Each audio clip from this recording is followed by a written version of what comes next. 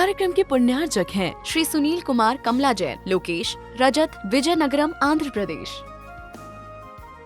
मंगलम पंच परमेष्टि मंगलम तीर्थंकरम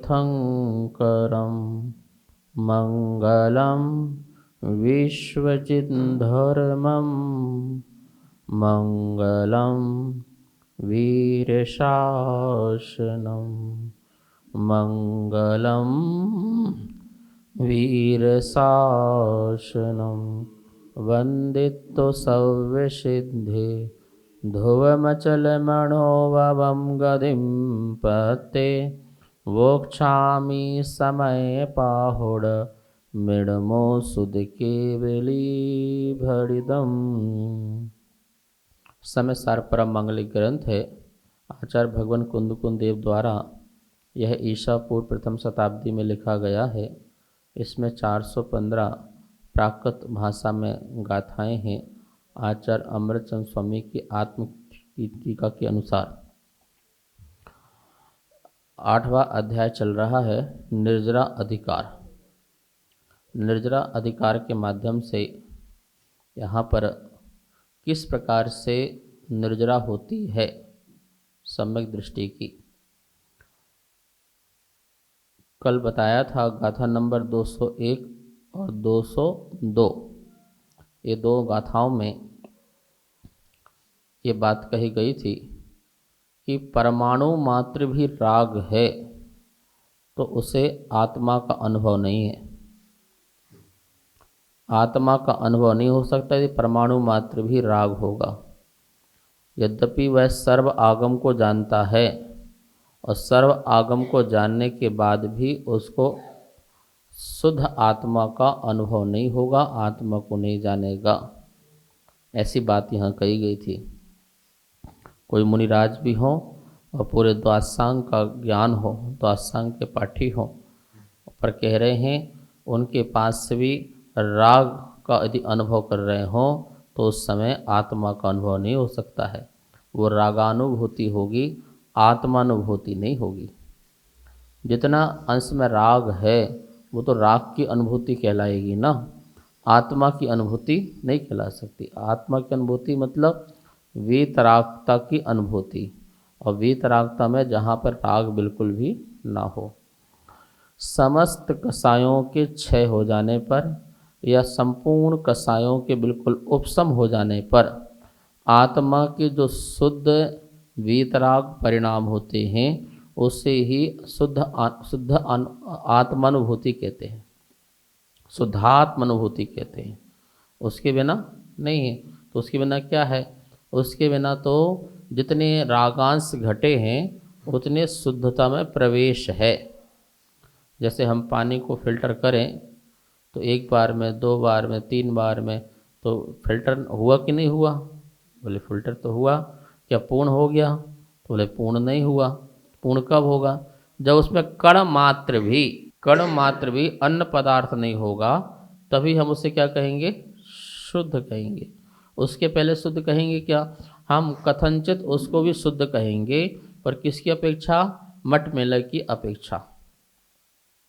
जो मटमेला था वो उससे तो शुद्ध है, लेकिन हम पूर्ण शुद्धता उसे नहीं कहेंगे। पूर्ण आत्मा का शुद्ध आनंद का जो अनुभव है वो तो एक कण भी कसाय नहीं होना चाहिए। लिखा ना गाथा नंबर 2 में, परमाणु मित्यम्पि हुरागादीणम तु विज्जदे जसे न विसो जानदि अपाणयम तु सवागमो आगम धरोवी। समस्त आगम को धारण करते हुए भी अपाणयम नवि जानदी, सो वह आत्मा को नहीं जानता है। बताओ, सर्व आगम को धारण करते हुए, वे तो निश्चित है आगम को धारण करने से आत्मा को जाने जरूरी थोड़ी हो। ठीक है ना। अब जितने भी देवी देवता हैं जो एक भवतारी होते हैं वो आगम को जानते हैं। सर्वार्थ सिद्धि के देव हों, लोकांतिक देव हों, स्वधर्म इंद्र हों, ये पूरे द्वादशांग के पाठी होते हैं।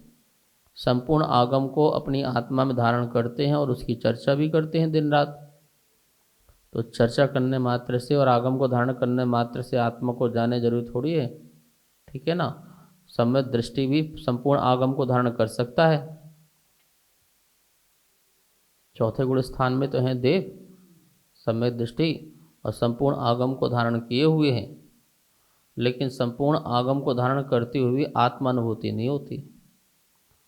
संपूर्ण आगम को जानने मात्र से वो सुत के विलय नहीं हो जाता, अन्यथा देव भी सुत के विलय हो जाएगा।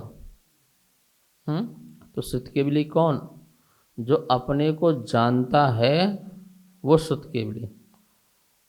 जिसने शुद्ध आत्मा की अनुभूति की है वो श्रुत केवली है। चलो, शुद्ध आत्मा की अनुभूति जो है वो पूर्ण रूप से ना करे तो 8वें गुण स्थान में, 9वें गुण स्थान में आदि में प्रवेश करे तो शुद्धानुभूति कहलाती है। ऐसा वो शुद्ध केवली। तो शुद्ध केवली के साथ सर्व आगम को और आत्मा के अनुभव को जानने वाला जो होता है वो शुद्ध केवली कहलाता है। कह रहे हैं कि अपानमयाणंतो अणपयम चाविसो अयाणंतो कहोदि सम्मदिट्ठी जीवा जीवे अयाणंतो। जो आत्मा को नहीं जानता वो जीव को नहीं जानता, जो जीव को नहीं जानता वो अजीव को भी नहीं जानता। तो वो कह होदि सम्मदिट्ठी, वो कैसे सम्य दृष्टि हो सकता है? सम्य दिट्ठी, सम्य दिट्ठी मतलब सम्यक दृष्टि। सम्य दृष्टि मतलब समान जिसकी दृष्टि हो, वो सम्य दृष्टि कैसे हो सकता है? वो समता स्वभावी कैसे हो सकता है? वो वीतराग भाव वाला कैसे हो सकता है? अर्थात नहीं हो सकता है। हम लोग प्रति समय जो है कषाय की अनुभूति करते हैं। जो 5 इंद्रिय होते हैं ना, तो 5 इंद्रिय के जितने भी विषय हैं उन विषयों का ही अनुभव करते रहते हैं। कभी स्पर्शन का, कभी रसना का, कभी घ्राण का, कभी चक्षु का, कभी श्रोत का। 5 इंद्रियां हैं और 5 इंद्रिय और एक मन, तो उनकी जो विषय हैं उन विषयों में ही हम लगे रहते हैं, ठीक है ना। कुछ चीज़ छू कर जानते हैं, कुछ चीज़ को स्पर्श करके जानते हैं। तो ये सारी जो चीज़ें हैं उनमें ही हम लगे हैं। हमें जो कुछ भी अनुभव हो रहा है, आप एसी लगी हुई है, बड़ी आराम ध्यान में बैठ जाओ, आहा बहुत आनंद आता है, हमारे एकांत शांत बड़ा आनंद आता है। किसका आनंद आता है? स्पर्शन इंद्रिय का आनंद आ रहा है। किसका आ रहा है? स्पर्शन इंद्रिय का वातानुकूल में बैठ करके किसका आ रहा है? स्पर्शन इंद्रिय का आनंद आ रहा है कि वो आपको ठंड जो स्पर्श हो रही है उससे आपको लगता है शांति मिल रही है। आपकी मन की जो एकाग्रता है वो स्पर्शन इंद्रिय में है। किसमें है? उस समय आप सोचो कि आपको वो हो रहा है, नहीं। जहाँ भी बोलो राग परमाणु मित्यंपि रागादीडम तो विद्यते, जिससे जिसके विद्यमान रहते हैं क्या? रागादीडम, राग आदि जिसके विद्यमान रहते हैं। कितने? परमाणु मित्यम, परमाणु मात्र भी राग जिसके विद्यमान रहता है, बोले वो आत्मा को नहीं जान सकता। आत्मा की बात तो कर सकता है, आत्मा की चर्चा तो कर सकता है, आत्मा के स्वरूप को जान तो सकता है, पर के स्वरूप को और आत्मा के स्वरूप को, जीव और अजीव के स्वरूप को जान करके भेद ज्ञान तो कर सकता है, पर भेद विज्ञान नहीं कर सकता। भेद ज्ञान तो कर लेगा कि हाँ भाई जीव का स्वरूप ये है, जीव का स्वरूप ये है। तो किससे करेगा भेद ज्ञान? लक्षण से। लक्षण से जीव का लक्षण क्या है? बोले चेतन है। अजीव का लक्षण क्या है? वो अचेतन है। तो इस प्रकार से चेतन अचेतन का जो है लक्षण से ज्ञान करके उसको ज्ञान से भेद कर देगा। पर ज्ञान में मैं चैतन्य हूँ, उसका जो अनुभव है वो राग के अभाव में होगा। यदि ज्ञान राग में लगा है तो उस समय शुद्ध ज्ञान की अनुभूति थोड़ी हो रही है। ये तो निश्चित है कि ज्ञान से ही आनंद आएगा। ज्ञान में ही तो बोलते हैं ना, ज्ञायक भाव जो बोलते हैं वो किसके कारण बोलते हैं? शुद्ध ज्ञान को ही ज्ञायक भाव बोलते हैं कि शुद्ध ज्ञान को जानने वाला, ज्ञान से जानने वाला, समदृष्टि रूप से जानने वाला वो ज्ञायक होता है। तो ज्ञान से ही सुख का आनंद आ सकता है। और ज्ञान यदि राग का आनंद ले रहा है तो उसे सुख का आनंद कैसे? वो तो आकुलता का आनंद है। किसका? आकुलता कौन सी? जो आपको बहुत ज़्यादा आकुलता होती वो नहीं, दूसरी आकुलता है, उसका आप क्या ले रहे हैं? जैसे आप जो हैं हमें सुन रहे हैं तो आप निराकुल हैं क्या? और हम आपको सुना रहे हैं तो क्या आप निराकुल हो क्या? तो आप भी तो कर्ण इंद्री के माध्यम से जिनवाणी को बड़े ही तीव्र राग भाव से सुन रहे हैं, मंद भाव से नहीं। कौन से भाव से है? तीव्र राग है। जितना तीव्र राग है उतनी जल्दी आके बैठोगे यहाँ पर सुनने के लिए। ओहो, गुरु जी सुनाएंगे, भगवान की वाणी सुनेंगे, तो भगवान की वाणी के प्रति या अपने आत्म कल्याण की इच्छा भी है तो वो भी राग है। तो वो भी आत्म कल्याण की जो इच्छा है वो राग, और उस राग के कारण, अनुराग के कारण आप सुन रहे हैं, बड़े ध्यान से सुन रहे हैं और इच्छा पूर्वक सुन रहे हैं, तो आप उस समय सुनते हुए भी राग की अनुभूति कर रहे हैं। ठीक है ना? तो आपका ज्ञान जो है शुद्ध नहीं माना जाएगा, मतलब शुद्ध आनंद की अनुभूति नहीं हो सकती। और ये भी ध्यान रखना, ज्ञानानुभूति ही आनंद की अनुभूति है। ज्ञान की अनुभूति ही आनंद की अनुभूति। कैसा ज्ञान? ज्ञाता दृष्टा वाला। भगवान संसार के समस्त पदार्थ को जानते और देखते हैं और आनंद लेते हैं। तो जानने देखने में आनंद कैसे आ रहा है? क्योंकि समदृष्टि है, वहाँ पर राग का अंश भी नहीं है, तो किसी से राग नहीं, किसी से द्वेष नहीं।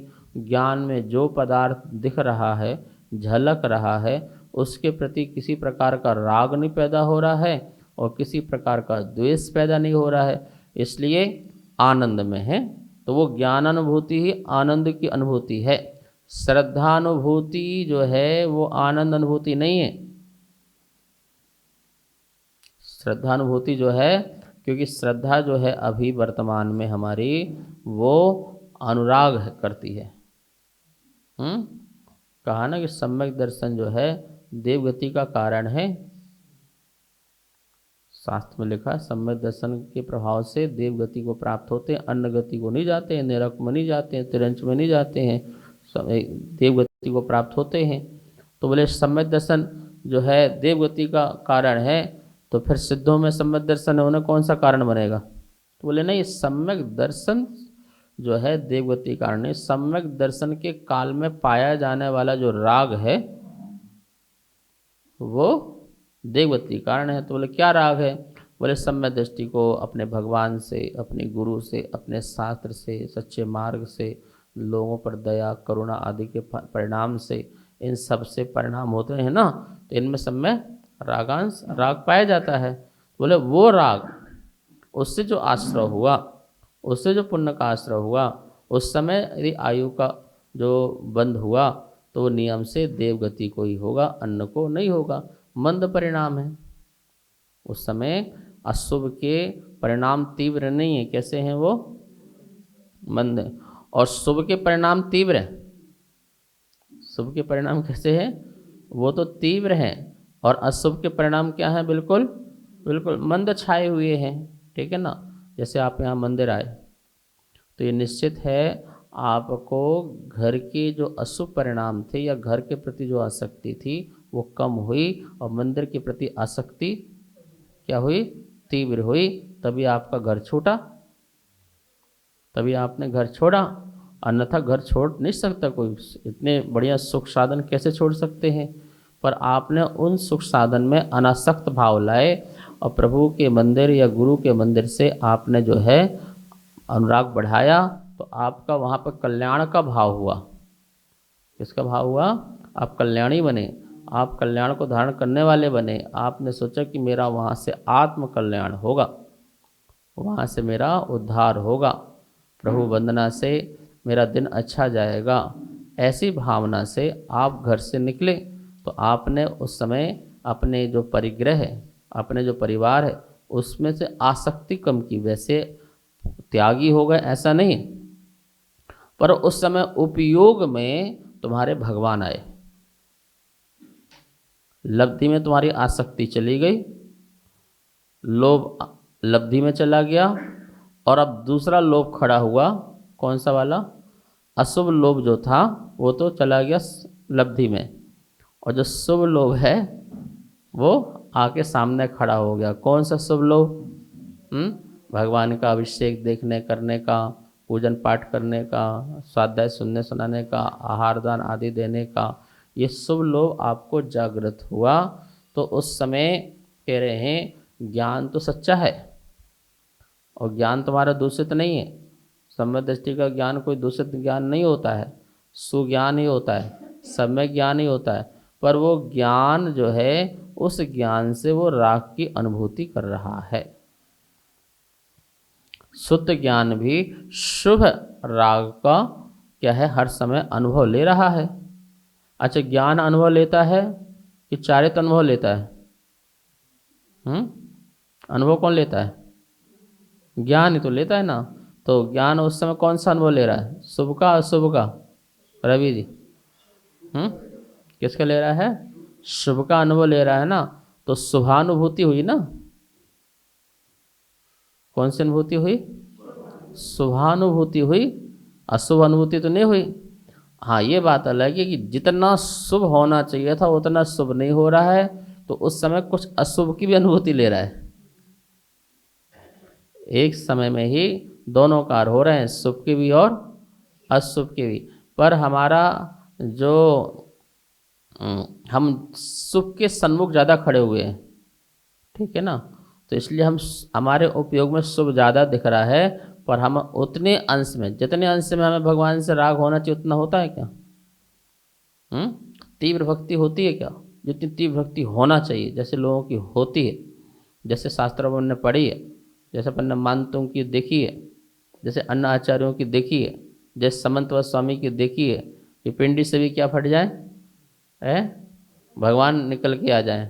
तो क्या ऐसी भक्ति हमारी तीव्र है क्या?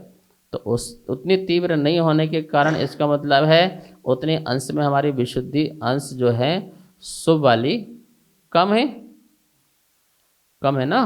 तो उतना अशुभ का भी आप अनुभव कर रहे हो। क्या कर रहे हैं? उतनी डिग्री में आप अशुभ का भी अनुभव कर रहे हो, पर आपका उपयोग शुभ में रहने के कारण आपका उपयोग शुभ में अशुभ में उतना नहीं जा पा रहा है।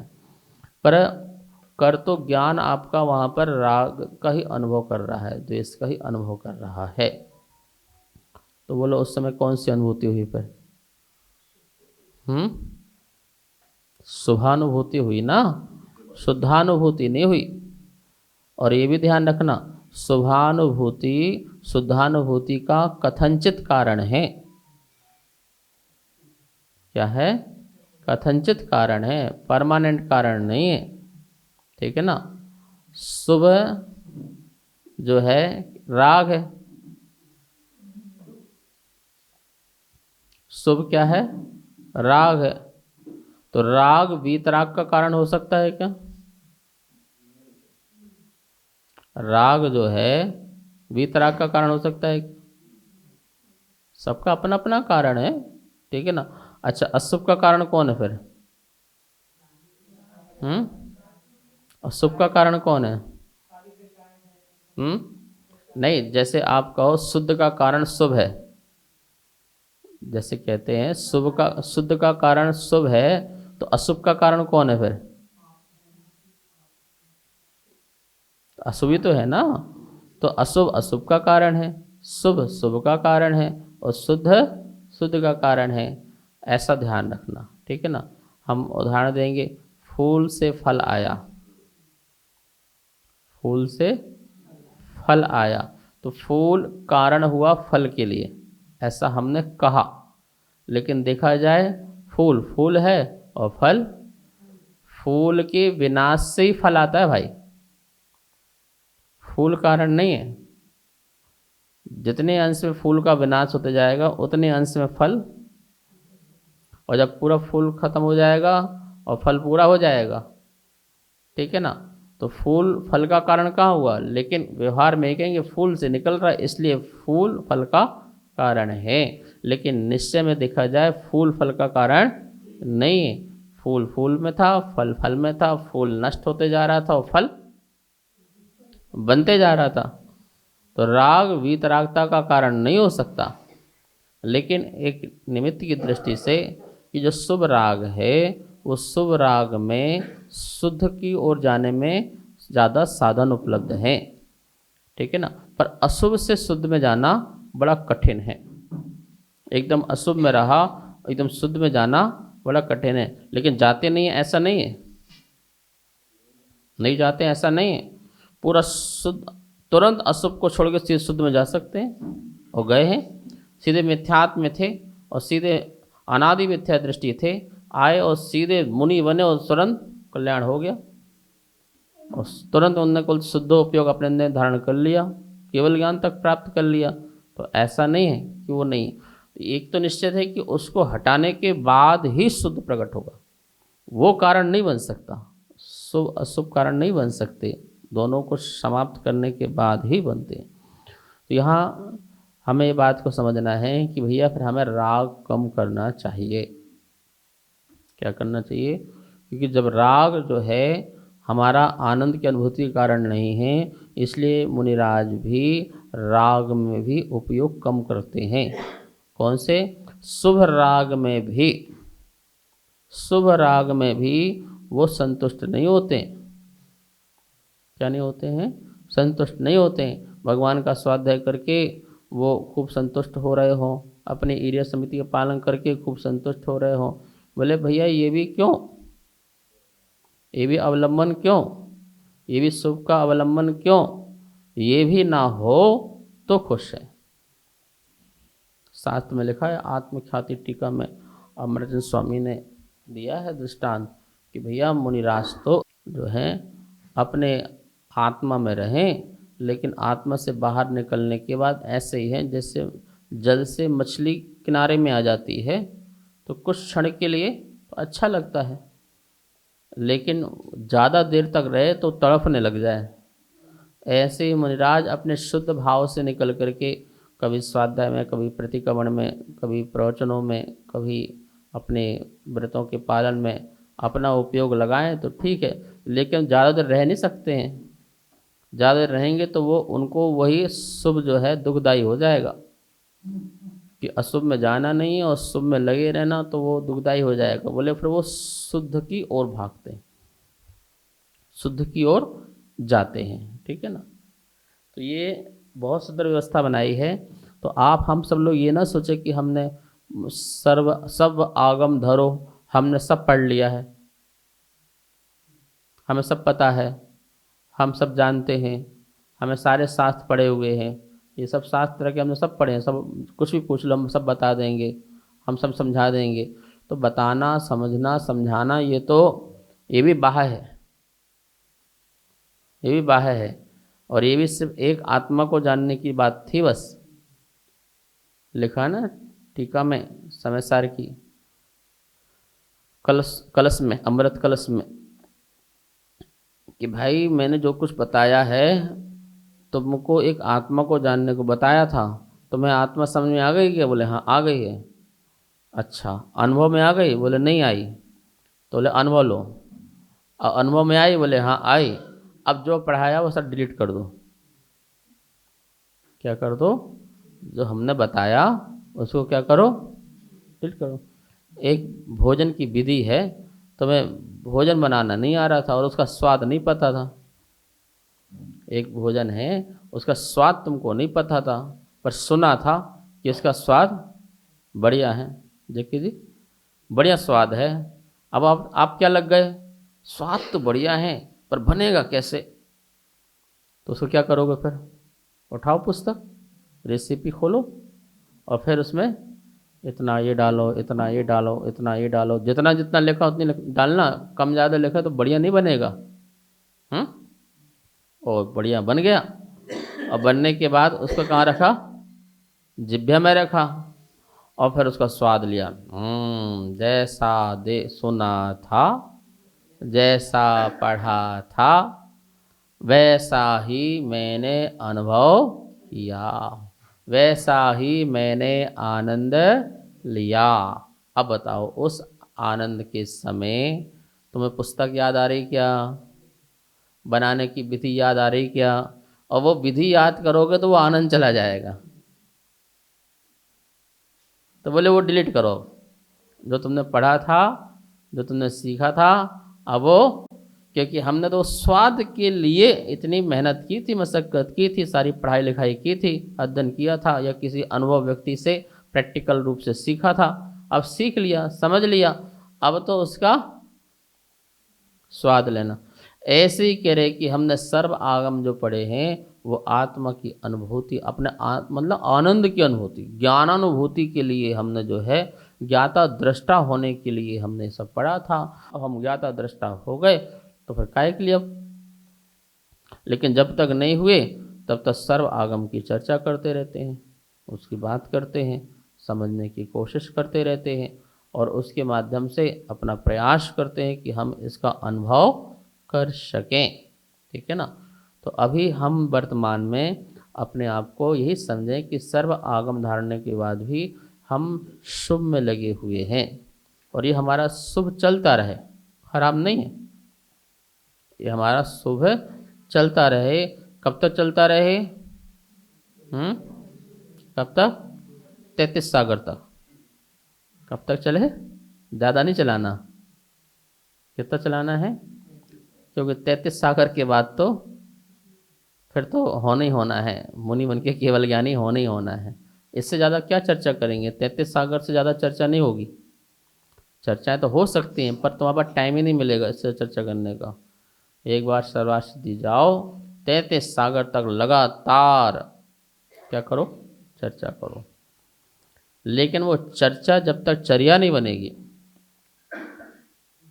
तो ज्ञान में अनुभूति प्रकट नहीं होगी।